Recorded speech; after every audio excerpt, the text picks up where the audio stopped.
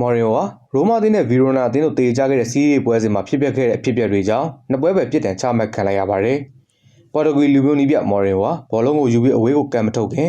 ကွင်းလန်တိုင်းလူကြီးကိုအော်ဟစ်ပြောခဲ့တဲ့အတွက်နာကျင်ချိန်ပေါ်မှာဓာတ်ရိုက်အနီးကနဲ့ထုတ်ပယ်ခံခဲ့ရတာဖြစ်ပါတယ်။မော်ရီယိုဆိုရင်ဒီပွဲမှာကွင်းလန်တိုင်းလူကြီးကိုဂျူဗင်တက်ကဆေလွတ်လိုက်တာလားဆိုပြီးတော့လည်းပြောခဲ့ပါသေးတယ်။အနီးကနဲ့ထုတ်ပယ်ခံရတဲ့အချိန်မှာမော်ရီယိုဟာပြိုင်မဲ့နီးပြကိုနှုတ်ဆက်ပြီးထွက်သွားခဲ့ပါတယ်။ Love Stamper သတင်းမှာတော့မော်ရီယိုဟာကွင်းလန်တိုင်းလူကြီးလူကာပါရီတိုကိုသူတို့ကမင်းကိုရည်ရွယ်ချက်ရှိနဲ့ဆေလွတ်လိုက်တာဂျိုဗင်တက်ကမင်းကိုဆေလွတ်လိုက်တာလို့ပြောခဲ့ကြောင်းအဆိုပါသတင်းကဖော်ပြခဲ့တာဖြစ်ပါတယ်။စီးရီးပြိုင်ပွဲမှာ62ပွဲကိုဒိုင်လိုကြီးဖြစ်ဆောင်ရွက်ခဲ့တဲ့ပါရီတိုဟာပြီးခဲ့တဲ့စက်တင်ဘာလကမှဒိုင်လိုကြီးဖြစ်ဆောင်ရွက်ခွင့်ရခဲ့တာပါ။ပါရီတိုရဲ့အကိုဖြစ်သူကတော့ဂျိုဗင်တက်မှာရှင်းနေကြအလုပ်လုပ်ခဲ့တာဖြစ်ပါတယ်။အခုရာသီအစပိုင်းကမှစီးရီးလောကတွေကိုပြန်လည်ဝင်ရောက်လာခဲ့တဲ့မော်ရင်ဟိုဟာရိုမာအသင်းကိုကိုင်တွယ်ပြီးတဲ့က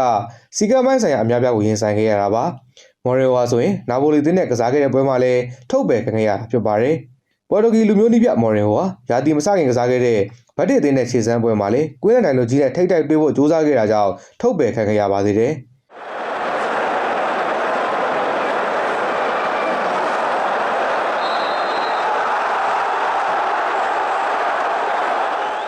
အခုမော်ရီယိုနှစ်ပွဲပယ်ခံရတာကြောင့်စပီစီယာအတန်လာတို့နဲ့ကစားရမယ့်ပွဲစဉ်တွေမှာအသင်းကိုကွင်းတွင်းဝင်ရောက်ပြီးကြီးကြပ်လို့မရတော့ပါဘူး။